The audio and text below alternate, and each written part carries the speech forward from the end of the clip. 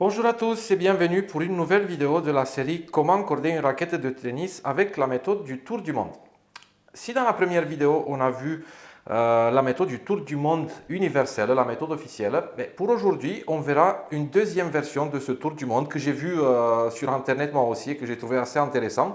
Et je me suis dit pourquoi pas la partager avec vous puisqu'elle est assez intéressante. Donc, si vous vous rappelez bien, dans la première vidéo, on a vu le tour du monde universel qui faisait son premier travers avec le dernier montant pour qu'on puisse avoir un départ du haut vers du bas et pas un départ du bas vers du haut. Donc encore ça s'adresse à un plan de cordage de 16-19 uniquement avec un pont de 6. Donc là ici j'ai 2, 4, 6. Bon, aujourd'hui cette deuxième version du Tour du Monde, elle va être bien différente parce qu'elle va faire plus le Tour du Monde que la première version. Et les différences sont les suivantes. Je vais avoir sur mon plan de 16-19, donc sur mes 16 montants, je vais avoir que 14. Ici, donc 7 et 7. Sur le septième, je vais faire le nœud direct. Et ensuite, vous allez voir, on va partir du deuxième travers avec le septième pour le petit côté. Et là, je fais mon nœud. Après, avec tout le reste de la corde, je vais commencer avec mon deuxième travers. Je vais aller vers le bas et je vais faire le tour du monde jusqu'à quand je vais finir mon cordage. Je vais vous donner mon avis à la fin. C'est la deuxième fois que je fais, je fais cette technique. Je corde comme ça. Et je vais vous dire où c'est que ça me pose un petit problème. Mais vous allez voir, c'est assez intéressant. Allez, c'est parti. Là, on ajuste la pince. Et hop. Je vais faire toujours 3 montants d'un côté et 4 de l'autre côté jusqu'à quand je vais finir. C'est intéressant, je vous avoue que c'est intéressant, mais ce n'est pas forcément quelque chose que j'allais faire sur aucune des raquettes, que ce soit les miennes ou les raquettes des autres. C'est juste une démonstration pour que vous puissiez voir qu'il y a d'autres options. Et pourquoi pas l'essayer? Moi, personnellement, pour moi, ça me tente pas plus que ça. Ok, 3. On va mettre la quatrième pour gagner un peu de temps après. Hop. Et ici, 4 de ce côté. Je mets cette pince ici pour éviter une glissade de la corde. Il n'est pas nécessaire, mais bon, vaut mieux le faire. Ou sinon, partir carrément sur une autre méthode de départ, sur une autre façon de départ qui s'appelle la méthode Yusuki et qu'on verra dans une des prochaines vidéos. Quand je ferai une vidéo avec les montants et le départ des montants.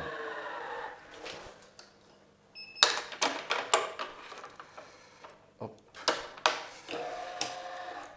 Donc, encore je précise, je ne sais pas si je l'ai dit dans la première vidéo, je ne suis pas tout à fait fan de la méthode à une corde, peu importe la méthode qu'on utilise en tour du monde ou qu'on utilise la méthode classique. Ça, je préfère toujours le cordage à 2 cordes par rapport à ses avantages, mais j'avoue que le cordage à 2 nœuds ou à une corde, il peut être intéressant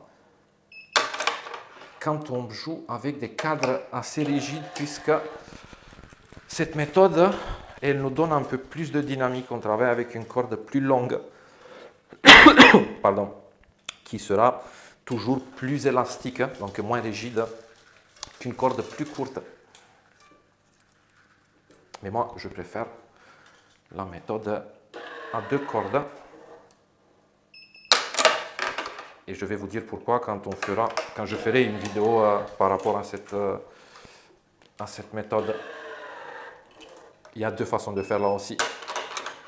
Donc une que je préfère pour mes raquettes.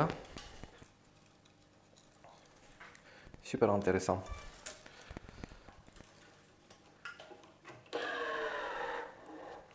Il ne faut pas que j'oublie de m'arrêter. Parce que là, 1, 2, 3, 4, 5. Allez. il me reste encore 2 cordes.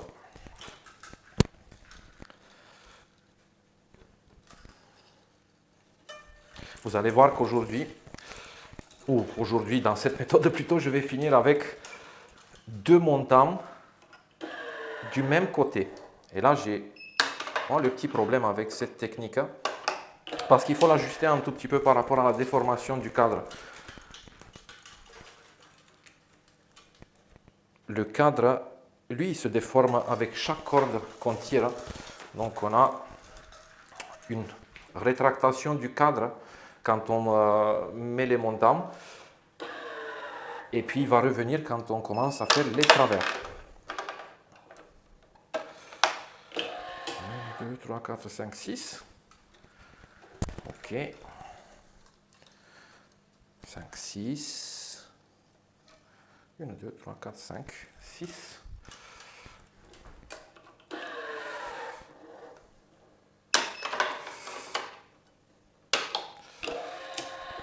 Ok. Et là, c'est la 7e et je vais faire nœud tout de suite. Ici, le petit problème. Quelle tension, quelle surtension je mets? Alors, je vais mettre 4 kg. Pourquoi? Parce que si je vais jouer l'acoustique, vous allez voir que celle-ci, si je mets seulement 10% de tension, donc de surtension, donc 2 kg, elle va être moins tendue par rapport à celle-ci qui est tendue déjà à 22. Donc 4 kg, le nœud, je vais le faire sur mon 5e œillet. Donc il y aura une distance de 2 œillets et je vais perdre assez de tension. Donc celle-là, elle va lâcher. Et d'ici, moi, je vais mettre 4 kg pour m'assurer qu'elle va être à peu près à la même tension avec celle-ci. Donc 4 kg. Hop. Je fais mon nœud. Quel nœud je vais faire aujourd'hui? Je ne sais pas.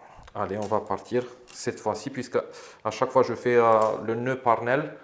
Mais allez, je vais faire aujourd'hui le Wilson Pro. Et si vous voulez voir les nœuds que je fais, vous pouvez cliquer sur le lien qui s'affiche en haut à droite. Et vous allez voir les 2 nœuds. C'est les nœuds qui sont les plus utilisés dans le circuit ATP.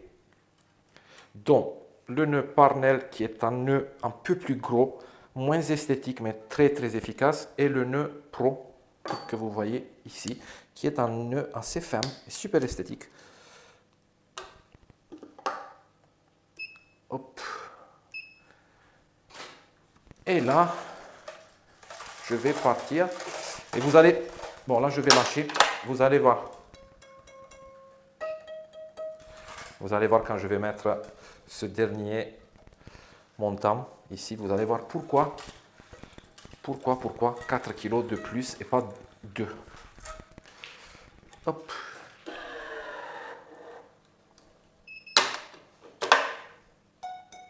Vous voyez? Je suis toujours plus bas. Donc là, j'avais 26 kg. 26 kg et seulement 22 ici, sachant que ma corde elle est dans le moteur. Et vous allez voir, quand je vais mettre mon premier travers, elle va revenir plutôt à cette note-là. Donc là, ici, 1, 2. Je dois m'arrêter à la 2e. C'est super important de ne pas confondre l'œillet pour le montant avec l'œillet pour le travers. Et là, voilà, hop, 21. Et je commence avec mon 2e. À ce moment-là, ça ne me préoccupe pas si je suis, comment je commence, si je suis dessous, dessus. On s'en fiche pour l'instant. 1, 2.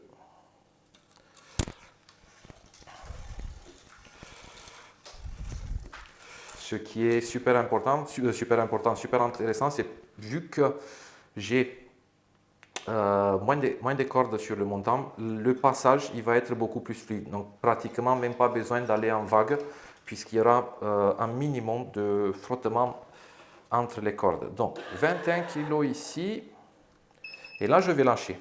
Ok. Presque. Presque, mais toujours plus tendu ici. Mais au moins ça s'approche.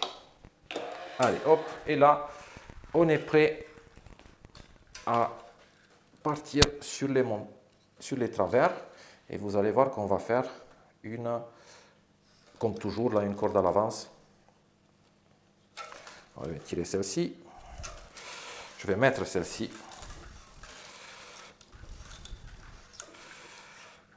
Ok, une. Et puis l'autre.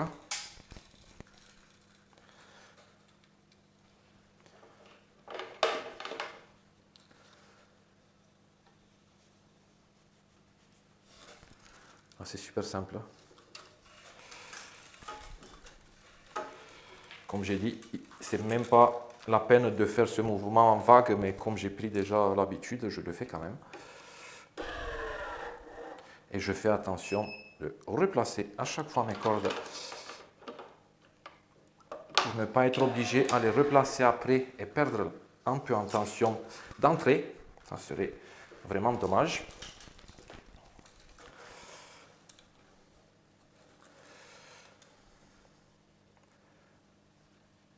Et on va aller comme ça jusqu'à la fin.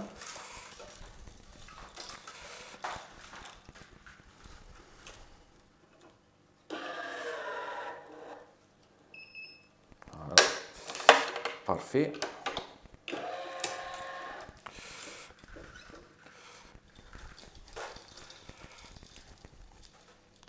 Je vais encore préciser que je déteste à travailler avec une corde parce que c'est long, ça s'en mêle. Heureusement que ça ne me l'a pas fait aujourd'hui, mais d'habitude ça m'arrive.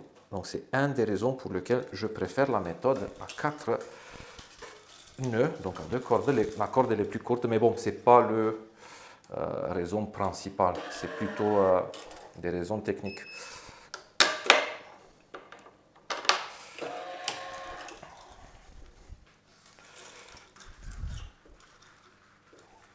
Bon, d'ici jusqu'à la dernière, ça va être pareil. Donc,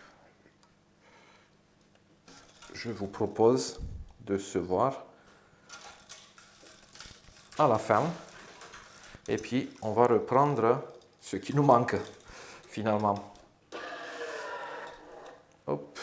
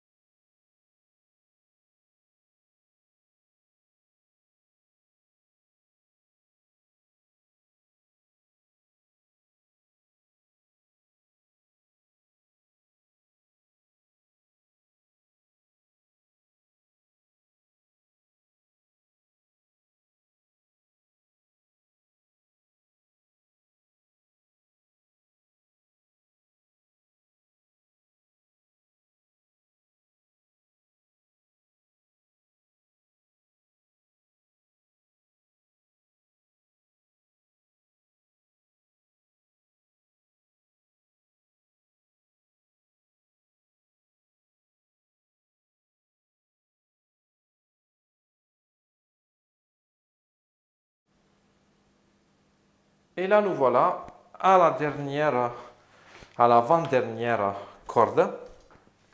Et donc, on va la faire et puis on va passer au montant, mais on va finir avec les montants.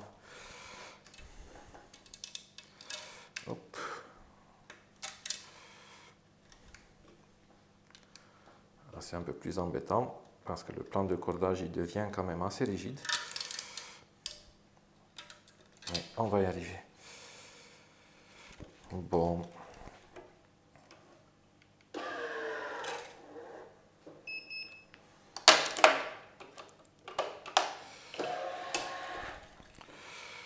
Ok, dernière, 21 kg.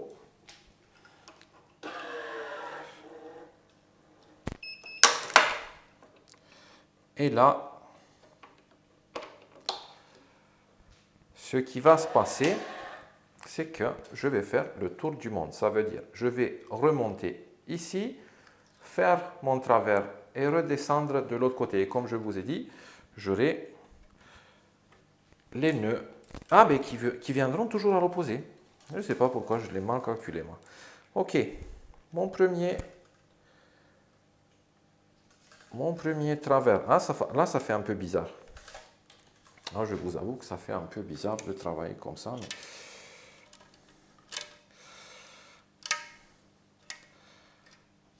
on va y arriver.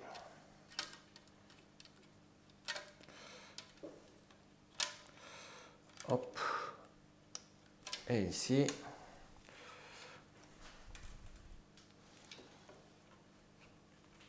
Il faut que je sois sûr que je suis bien placé. Et je suis. Et ça, c'est intéressant parce que j'ai mon œillet, mon dernier montant ici. Ça va partir tout de suite avec mon travers. Donc, pas 22, c'est là. Pas autant de pertes. Et là, je reviens me brancher ici. Hop. Je fais mon travers.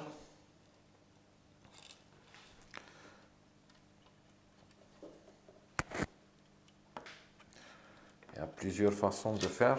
Des fois, je ne sais même pas comment commencer. Hop.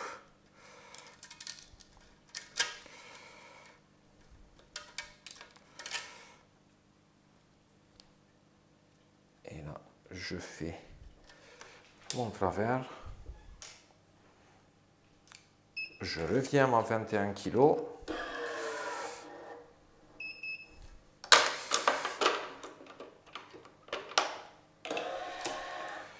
Et je descends.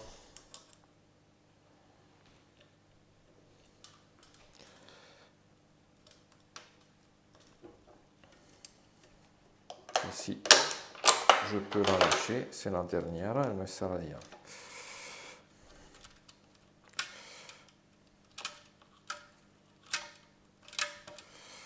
Hop.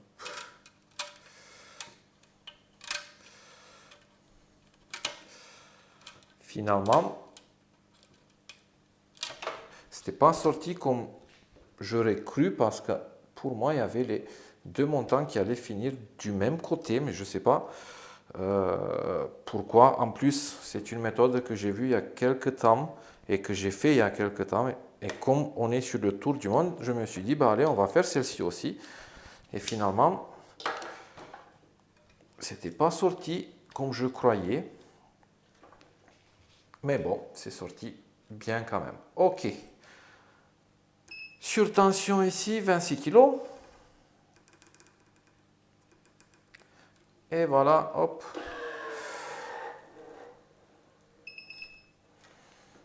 Dernière, parfait. Et on a fini. Toujours le même nœud, le nœud pro. Eh bien, il veut me faire ça à la fin.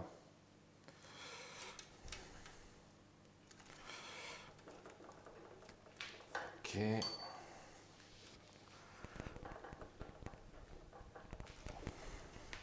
Là, je ne vais pas aller vite puisque, comme j'ai tiré fort sur le premier, le deuxième, il risque de forcer. Je relâche et j'ai fini. Bon, est-ce que c'est une méthode que je peux faire, que j'allais faire? Ben, Ouais, finalement, si vous voulez expérimenter un tout petit peu, si vous voulez voir comment elle se comporte, moi je ne l'ai pas fait, j'avoue que je l'ai pas fait, donc pourquoi pas? C'est sa corde, c'est une technique à une corde souple, donc pourquoi pas l'essayer? Donc si jamais vous allez voir votre cordeur ou vous cordez vous-même, oui, vous pouvez la prendre. Après, si vous allez demander votre cordeur, il risque de ne pas la connaître. Donc, il va falloir qu'il se mette un peu à jour. Mais oui, c'est toujours, voyez un peu comment ça se comporte. Ouais, ça a l'air d'être sympa. Donc pourquoi pas? Peut-être que je la ferai sur d'autres raquettes, mais bon, elle est intéressante, au moins pour dire, elle est intéressante et à voir comment elle se comporte sur le terrain. Bon, jusqu'à la prochaine vidéo, je vous dis à bientôt et bon match.